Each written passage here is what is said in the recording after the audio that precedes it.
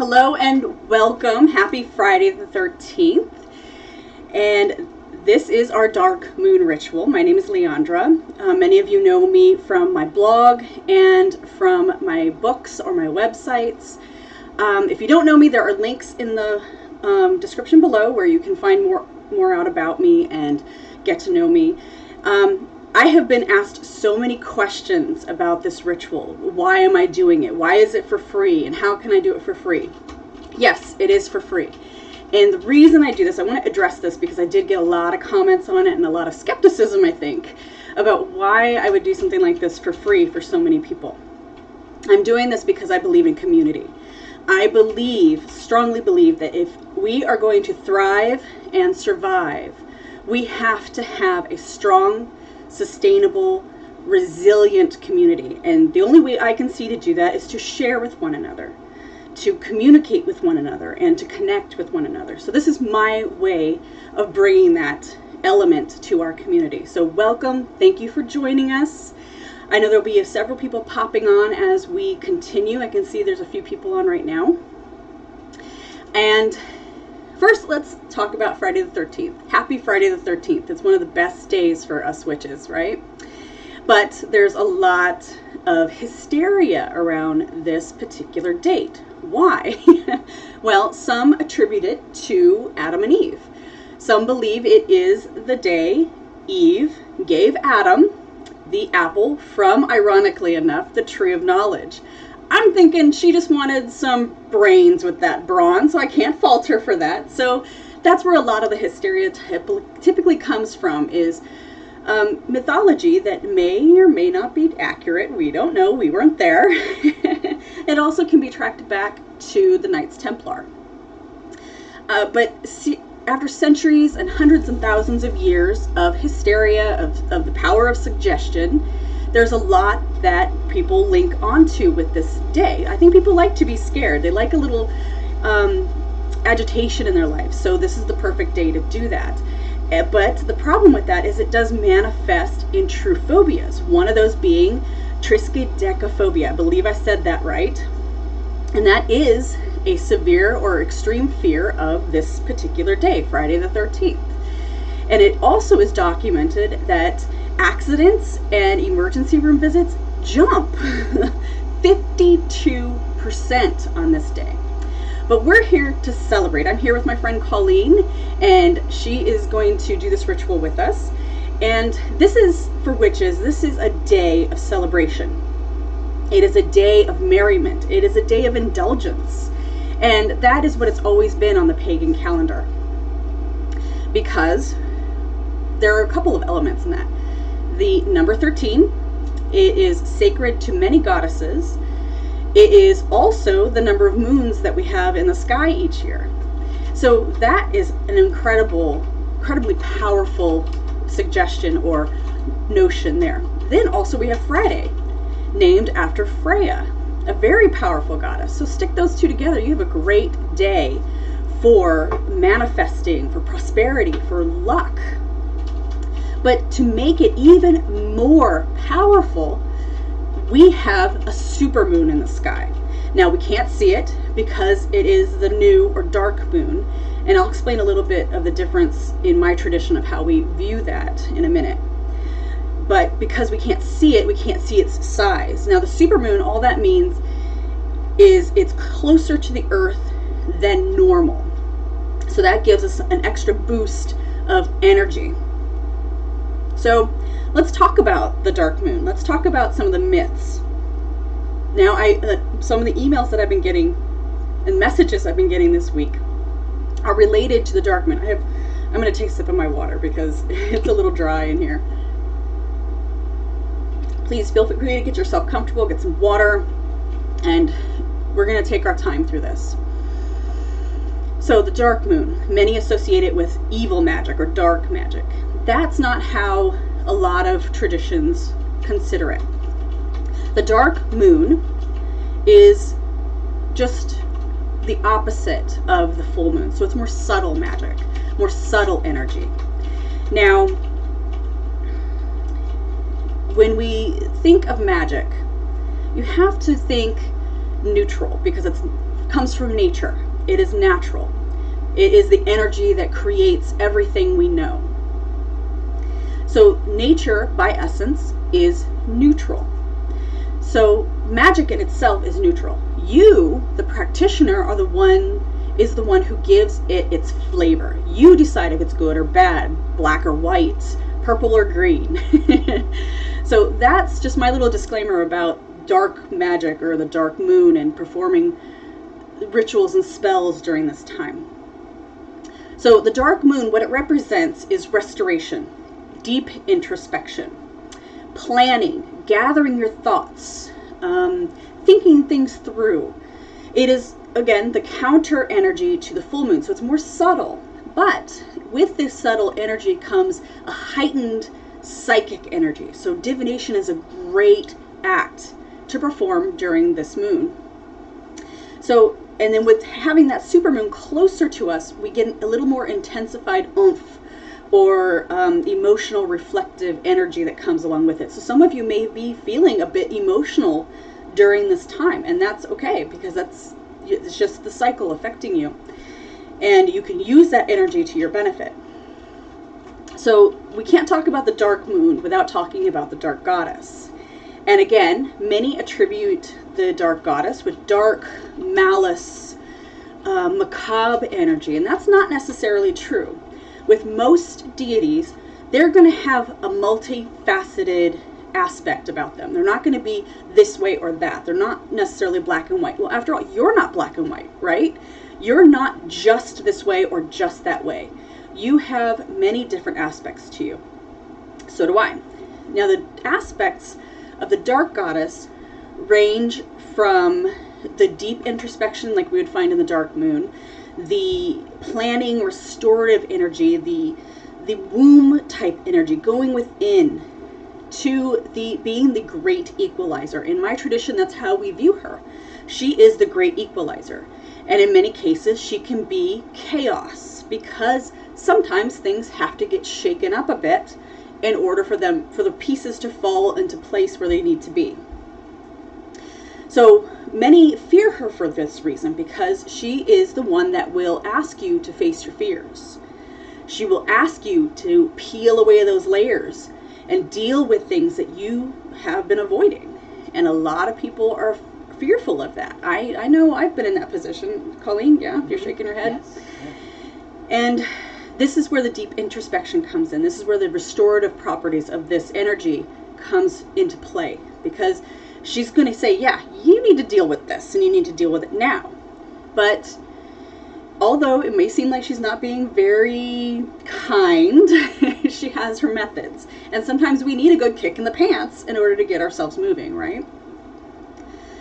So those are just kind of some of the things that I wanted to touch on in relation to the energies we're working with on today. We're not working with evil energy. We're not working with malice or malicious energies. We're working with energies that are restorative. They're introspective. Energies where you would go into a cocoon or womb to heal and plan and get yourself ready, get things cleared out of the way, so that when you emerge and the new moon is shining in the sky and that full moon comes around, you're ready for action. You're ready to make your plans and goals happen. So let's start connecting with our intention for tonight. And I want to get comfortable while we do this, because I want you to just breathe into it. Our intention tonight is to remove obstacles. Now, when you're removing obstacles, it's going to leave a void. Think of it as you're plucking a stone out of the river, like out of a river bank or out of the sand. There's always a little divot that is left behind. Something has to fill that void. And energetic workings are no different. You remove something, something's got to take its place. You left a void, a vacuum.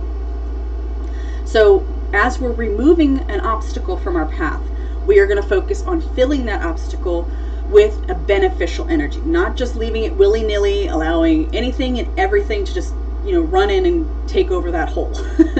We're going to make it purposeful, and we are going to focus our intent back into that void, so that not just anything can fill that void for us.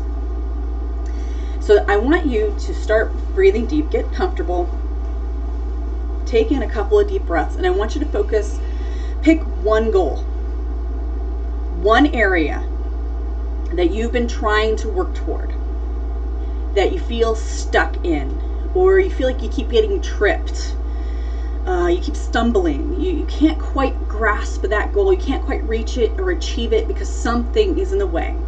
That's the goal I want you to think about tonight, and that's the goal I want you to focus on tonight. Now, I know you probably have 1,000,001 goals. If your to-do list is like mine, it's a mile long. And you can pick from a dozen goals any time of the day. I want you to pick one that is important to you tonight. Now, in the description, I had a list of items for you to have handy if you want to fully participate in this ritual. If you don't have the items, don't worry about it. Just sit back, and you can do it through your intention, or you can just sit back and you can just enjoy the ride and enjoy the ritual because it as an experience for yourself. Don't feel like you absolutely have to, run and scramble and tear the cupboards apart trying to find this stuff. Now, in my tradition, I try to use very simple things. So things you can find at the grocery store, things you can grow in your own yard and your windowsill. I don't like using too many exotic ingredients because I want them to be easy to find. I want to be able to go to my cupboard, open it up, and say, okay, I need something for prosperity there. Okay, basil, go. So that I don't have to overthink it. And I think that's where a lot of practitioners trip themselves up and kind of lose interest in spell work because they're trying to make it too complicated. I find making it simple is the best way to go. So the list of items I wanted you to have handy are a white taper candle. Oops, I just knocked mine over. I put mine in a metal candle holder. It's my little dolphin. Because what I'm going to do, and what I do for all my rituals, is I let that completely burn out so that nothing is left. I do the same thing with my smudge sticks. I make these little tiny guys for the same purpose, so they can completely burn out. I also wanted you to have a lighter. I have my torch here. I love this thing. A charcoal puck, so that you can burn your loose incense on the charcoal puck.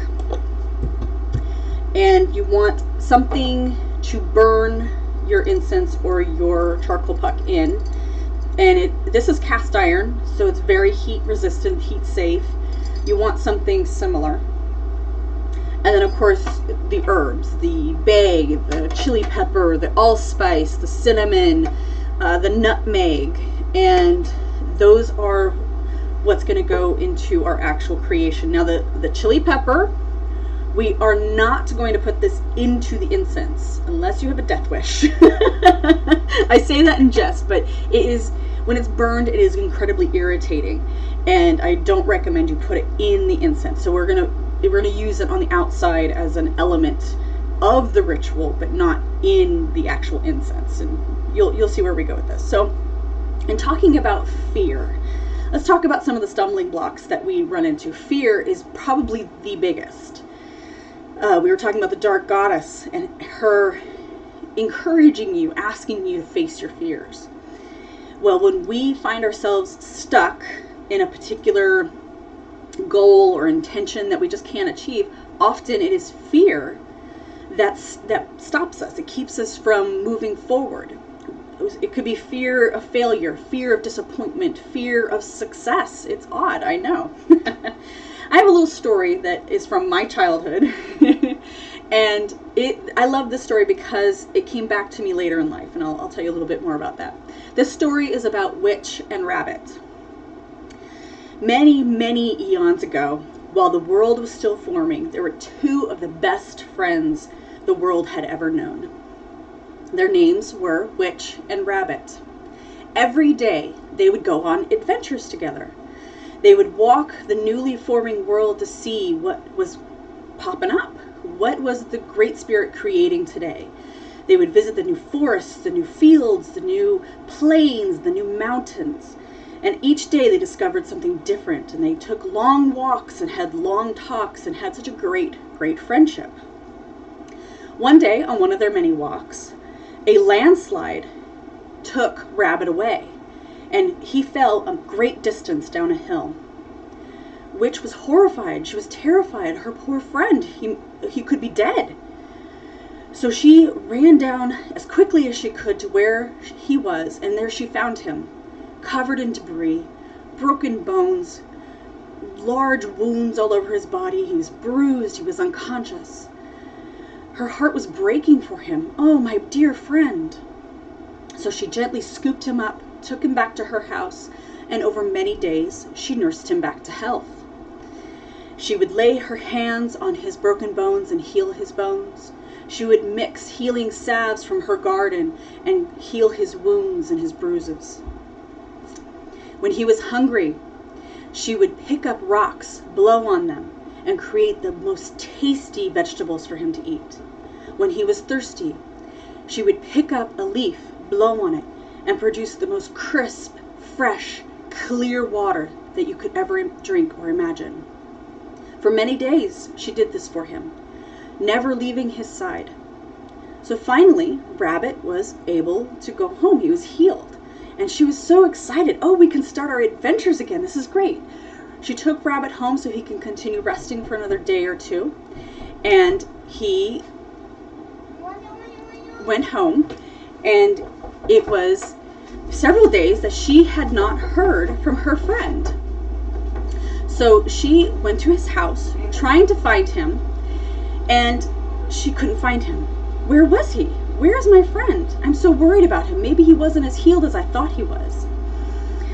So she kept looking for him. She kept asking around for him, going to the watering hole, going to the plains, anywhere she could think he might be. So one day she decided, I'm going to try one more time to find my friend. So she went back to his house, and there he was. He answered his door. Oh, dear Rabbit, you're okay. You look good. How are you feeling? Are you okay? What's going on? How come I haven't heard from you? And that's when the look on Rabbit's face changed. It was a look she had never seen before. And he said to her, Witch, you need to leave. We can no longer be friends. You have far too much magic, and I am afraid of you. Her heart broke at those words. How could her friend say that? How could her friend do that to her? How could he just toss away and choose fear over friendship? Choose fear over love and trust? This angered Witch. In that moment, she looked Rabbit in the eye, and she told him, I cannot believe you are choosing fear over friendship. She said, Rabbit, this day forward, you and your people will call your fears. You will see Eagle in the sky, and you will call to Eagle, Eagle, I am afraid of you, and Eagle will come to you and scoop you up and eat you. You will see Coyote in the field, and you will yell to Coyote, Coyote, I am afraid of you, and Coyote will come at your call. And in her tears, in her cracking voice, she said to Rabbit, I am not without mercy. I will give you and your people large ears so that you can hear danger coming. I will give you powerful back legs so you can run away. And I will give you the ability to have many generations so that maybe someday one of you will choose more wisely. So that story comes from my childhood. And later in life, as I was learning to read medicine cards for other people, it came back to me in the cards that I read.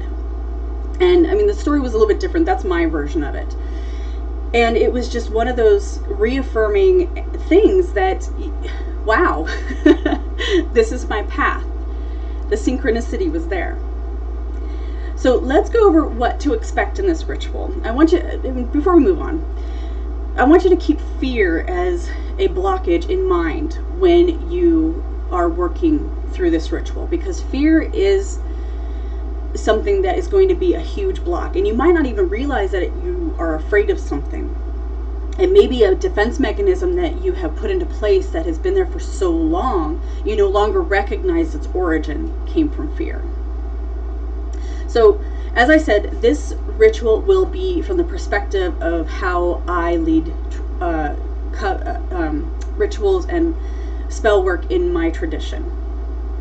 And in my tradition, we use mantras, we use language, and we use a very simple ritual structure. Our focus is on the intent, your intention. What are you doing? Why are you here? Rather than creating a grandeur around it.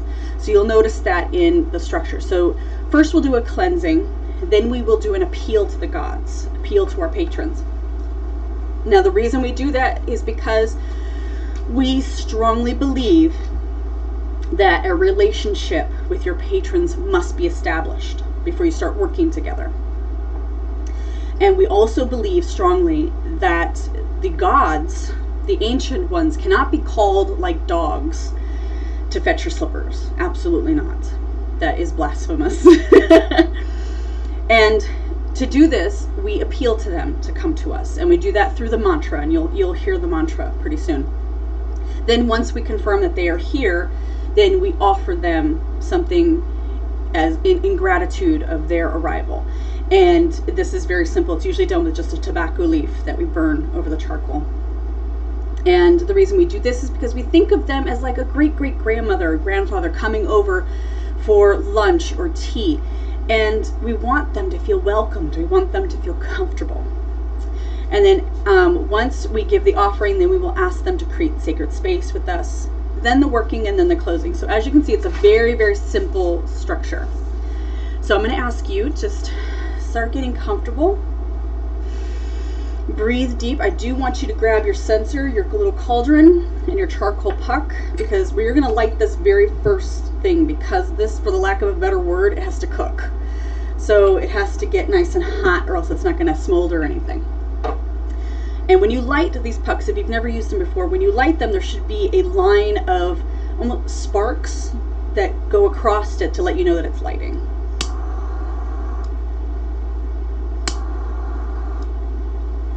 There we go. And you'll hear it crackling when it starts to light. So, oh, it's popping, wow. So let's do a really quick cleansing. I'll hand this over to you after I torch it. I love that thing. It's so much fun. There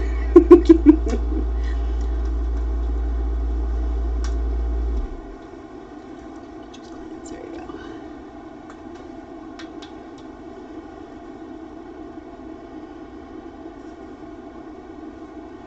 All right. Okay. So now it is the appeal to the gods. We call to our patrons. We call to the ancient ones. We ask that you join us on this night for this working in this space. Oh, Sima Loki.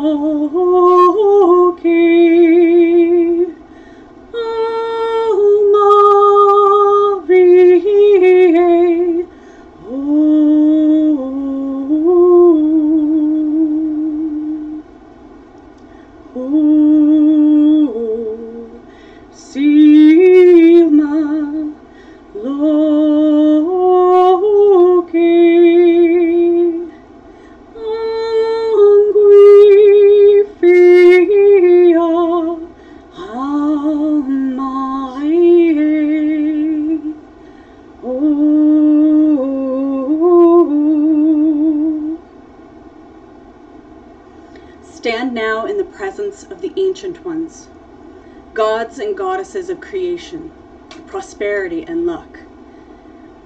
We offer to you this gift as our gratitude for you joining us, to show you we appreciate your presence. So shall it be.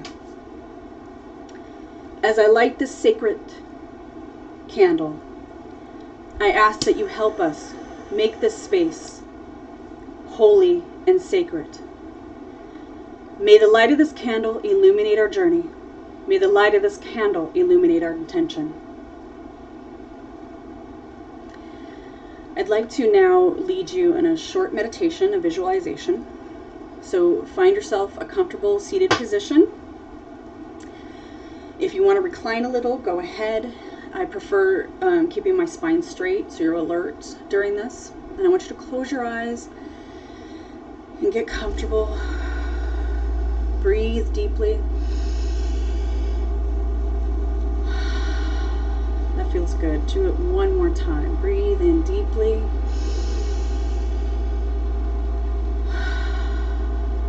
Now, in your mind's eye, I want you to see yourself in a white room.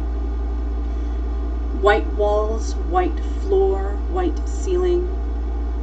On one of these walls, you'll see a large window. And just beyond that window is a scene. You can't quite make it out from where you are in the room. So you walk closer. As you walk closer to this window, you can see that you're in this scene. And you soon begin to realize that this scene is the most perfect manifestation of your goal. I want you to see it. I want you to feel it. Feel your sense of accomplishment. Who is around you? What do you look like? How do you act? Who's around you? How does the atmosphere feel? Where are you? Take another deep breath and take the scene in.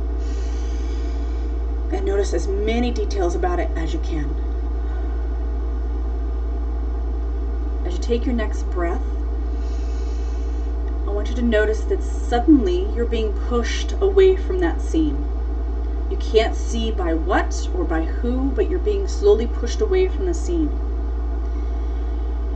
And now that you're far away from it, you can take a step back and you can start to see who or what is preventing you from reaching that goal.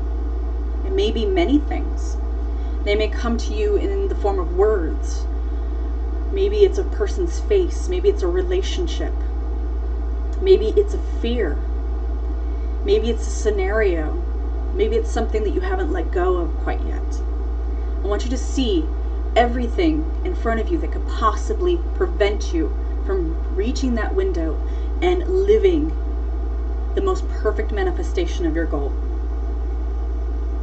And as you start noticing everything here that is in front of you, preventing you, blocking you, I want you to start focusing on one thing, one block, one hindrance that you can focus on and work on tonight. Just one.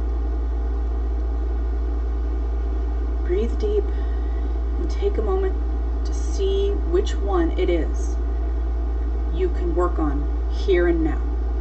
Which one can you release and let go of today? When you have this single hindrance, this single block, this single issue clearly in your mind and you can see it face to face, I want you to grab it with your dominant hand. And I want you to hold on to it tightly. And as you do this, the rest of the hindrances, the rest of the blockages go away. They disappear.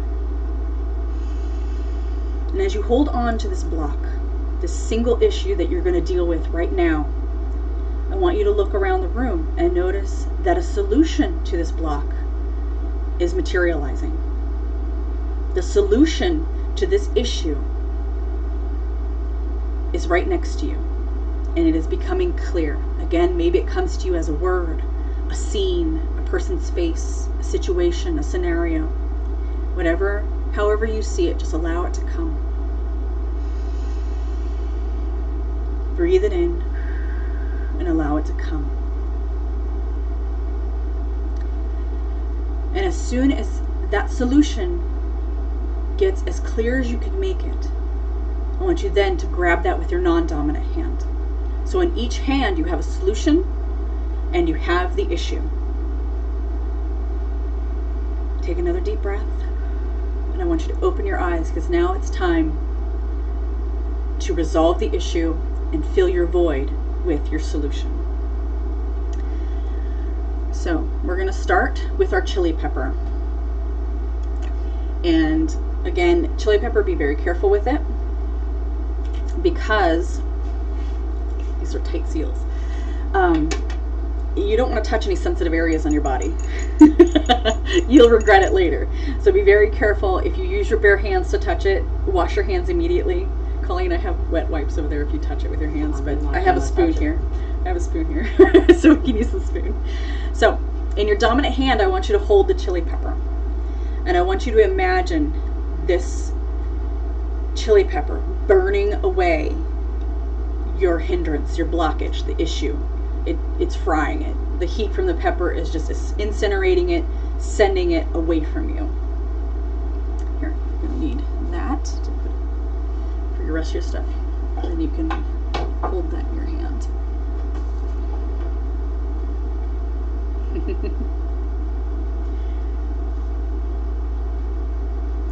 So take your moment and go ahead and imagine it just incinerating, completely obliterating the issue that you grasped with your dominant hand.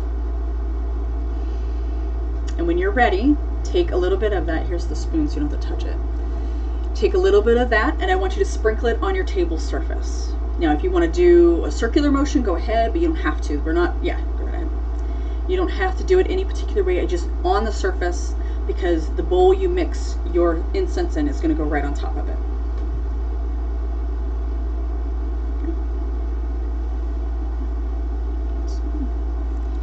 So with my dominant hand, I'm going to hold it, and then I'm going to scoop out and I'm going to sprinkle this on the table. Like I said, it doesn't have to be anything special or specific.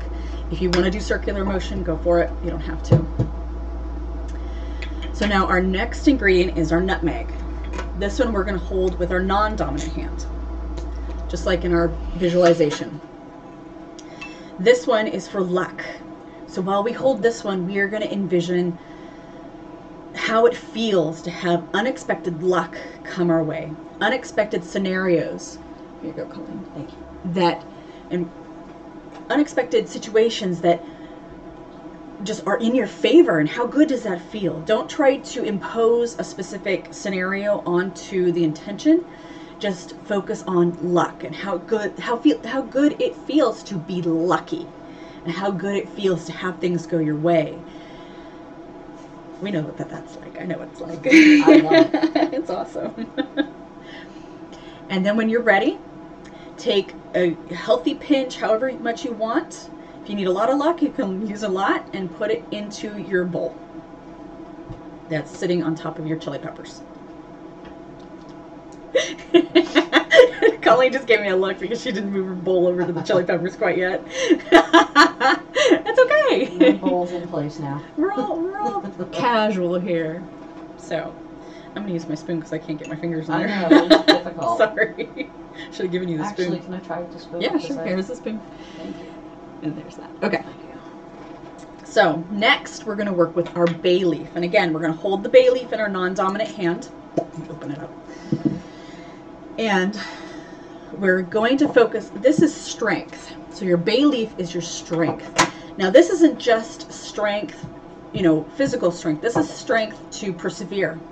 This is strength to go the distance. This is strength to resist the temptations, the bad habits, even the people, the toxic people in your life who keep you from your success. So you're going to take out, here's the bay leaf for you. Thank you. So you're going to take it out, hold it in your hand, and just envision how it feels to achieve. How does it feel to be successful? What does it feel like to win? And I just want you to feel that, live that. And then when you're ready, crunch it up and stick it in your bowl. Or your mortar and pestle, that's what I'm using. Okay. My lid's back on. Okay, our next one is our cinnamon. Now this one I will use the spoon because it's powder. Okay, so your cinnamon, this is success. Okay? This is, since we did strength, now through strength, through perseverance, we have success. So again, we're going to hold that in our non-dominant hand. Smell it if you like, because I love to smell cinnamon. And with your, when you think of success, think of, again, the strength of it. What does it feel like to win? What does it feel like to achieve? And you'll put, I'll put a healthy dose of that in my little bowl there.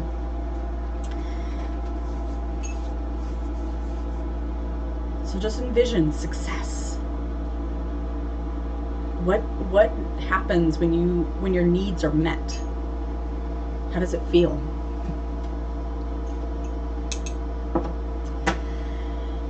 Next is our dandelion. This one is manifestation, because you can't do any of this without manifesting it, right? So you need that energy to manifest. And this is also a great herb for this time of the moon phase. Again, manifest. Envision yourself creating. You are a creator. You're a divine creator. Envision yourself creating the right situations, creating the right relationships, creating the right situations that lead you to the right relationships leading you to the right opportunities. Manifest it, create it.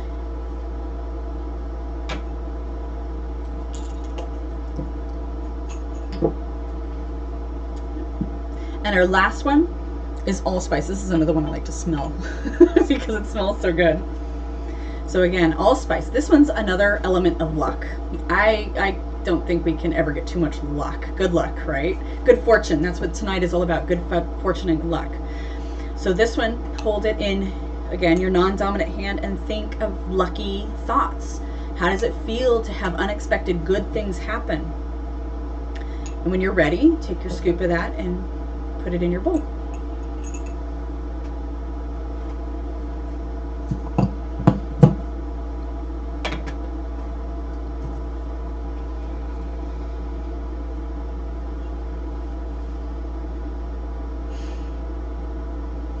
Keep the spoon for a second.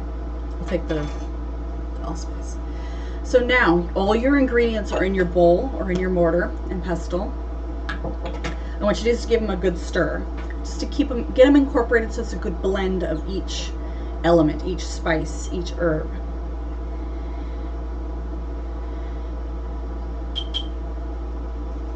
And then we're going to set our bowl off to the side a little bit. And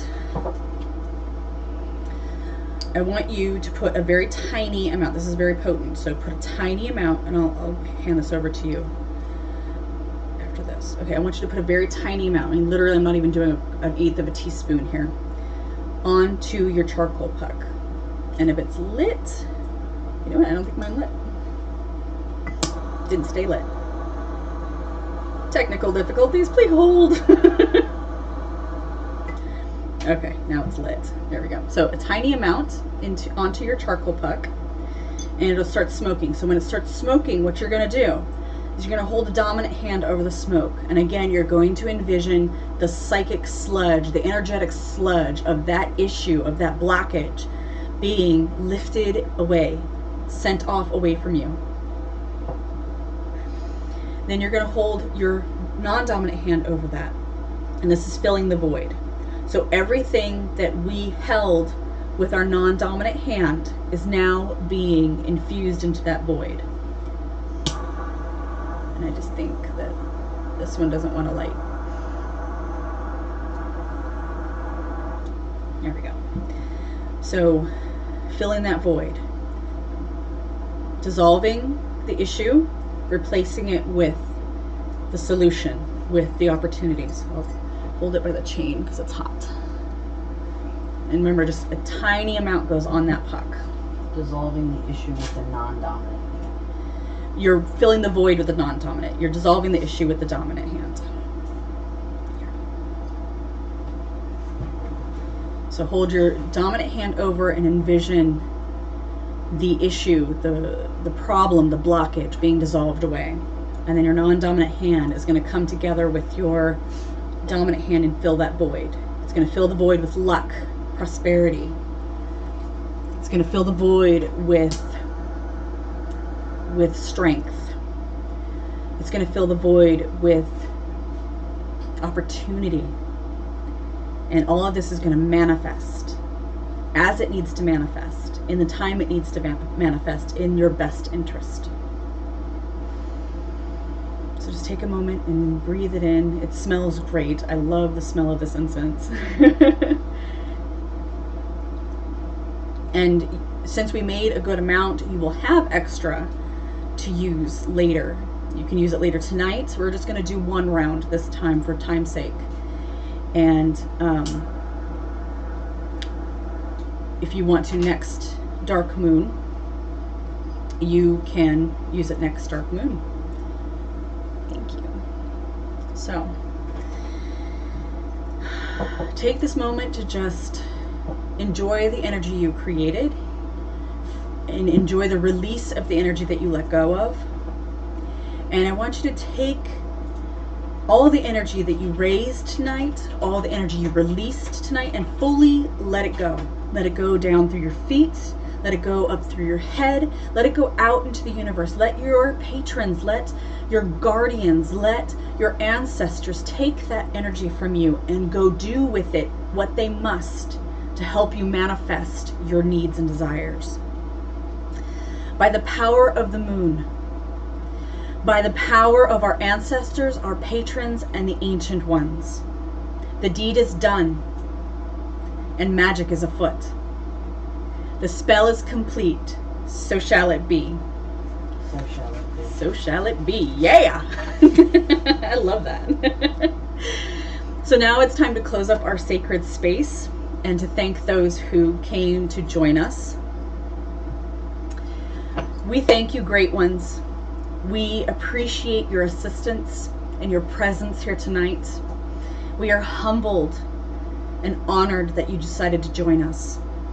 As we close up this sacred space, we ask that you do not stray far from us, as we will hold you in our hearts and in our souls.